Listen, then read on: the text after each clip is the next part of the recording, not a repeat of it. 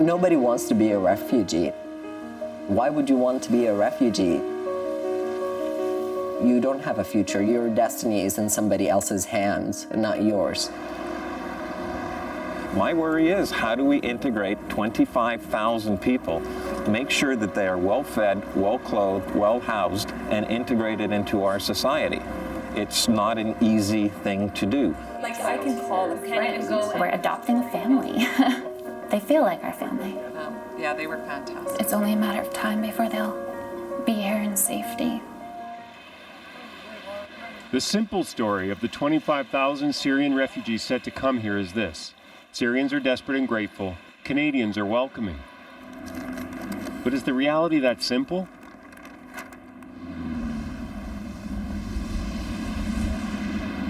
Our story begins here, just east of Calgary in snowy Strathmore, Alberta, with a scene that's playing out across the country. How are you? Good. Welcome. The group around the table is called Hope for Syria. And that's at the town meeting. Yeah.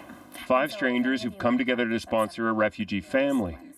On tonight's agenda, a concert they're organizing to raise money. Yeah, I've sold 14 out of the 20 my!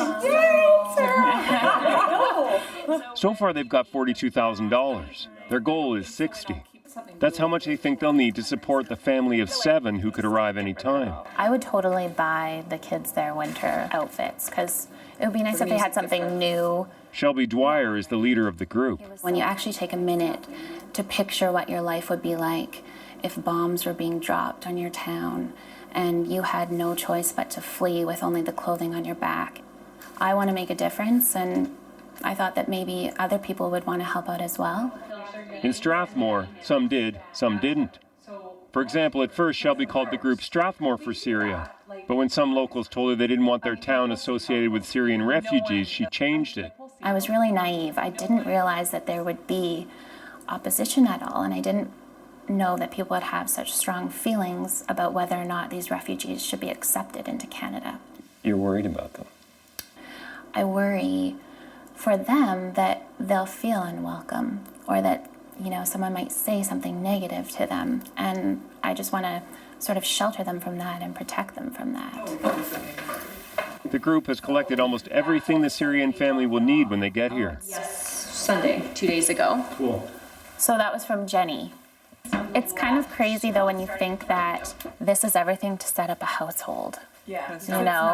It just makes you realize how much excess we have, right? Yeah. For Shelby, welcoming Syrian refugees isn't just about kindness. The stakes are higher than that. So many people are worried about the screening process for refugees coming into Canada, and I totally agree that that needs to be thorough. We need to check backgrounds. But what I think is equally important is the integration process when they get here, and establishing a framework where, they have a support system and they have us here, and we're not making them feel unwelcome or marginalized, because that's what breeds extremism. Hate breeds hate. The same worry about what might happen if the Syrian refugees don't integrate is made by the people who oppose bringing them here. And there's no shortage of them. Thousands have signed petitions against the idea, and several polls suggest the country is divided. I worry about what's going to happen when they get here and we don't support them properly, because there's too many of them and enough thought hasn't gone into the process. That's Ray Spruzeniks. His parents were immigrants from Latvia. Now, Ray says he supports new Canadians, but he thinks Canada should take care of its own problems first. There's Canadians who are here today on this nice cold day who are on the streets shivering. Have we done enough to take care of people who are already here, whether they're immigrants or 15th generation Canadians? And then what about the Syrians? We can bring some of them in. We have to bring people in and make sure they're set up so that in 1 or 2 years' time, they're not the ones who are on the streets. How are they going to integrate? And if that isn't thought out, we're setting them up for failure, and then who knows what they can become. Are they going to become lifelong welfare recipients? Can they be radicalized? We're not giving them the tools so they can be successful here. Now, some people might say that your views are un-Canadian. Well, if protecting Canada and its values make me un-Canadian in someone's opinion, everyone's entitled to their opinion. I'd rather do it properly and make sure these newcomers that we're going to welcome are going to become Canadian and are going to realize how good it is here. The 25,000 Syrian refugees won't be the first to arrive in Canada. Some have been here for months and followed the very debate they find themselves at the center of. Mohammed came to Toronto in the spring. He shows me a scarf, one of the only things he still has from back home. And I'm glad I still have it, yeah. When I was in Syria, I sort of made peace with losing everything, because even my family. So now that I'm here, I'm just like, I don't ever want anything bad to happen to this. Because, you know, sometimes I just feel that if I lose it, I'll lose Syria. Like, I'll lose my 24 years of life there. Now Mohammed is here trying to build a life, and it's hard. He still hasn't managed to land a full-time job. And gone is university in Damascus, gone are the English classes he used to teach. And his family, they're still there and in danger. Mohammed never wanted to leave Syria until the day he said he had to, when he refused to join the army, and he knew the consequences of that. I would have been killed. Because it's an emergency situation, it's the military, so if you refuse to obey orders that are given to you, you're disobeying orders, so you're killed. I have nightmares where I'm waking up in Syria and all of this was a dream, and I panic and I cry. I mean, that's a nightmare that I wake up from. Others cannot wake up from reality. Like the children still in the refugee camps.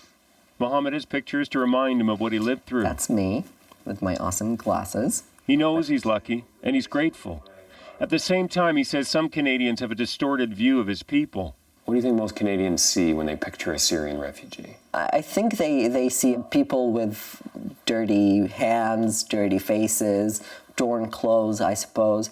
I actually had a date a couple of days ago, and he said, I would not have thought in a million years that you were Syrian.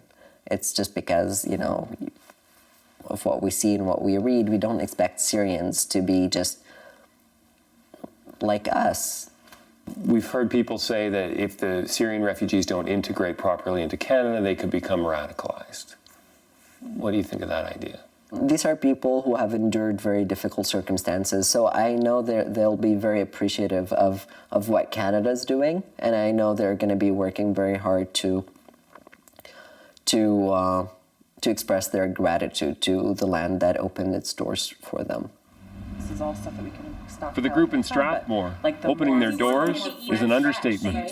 I feel like we're actually like going through the international adoption process, similarly to what you would do like bringing home a child or something. It is like waiting for your child to come. When's the due date?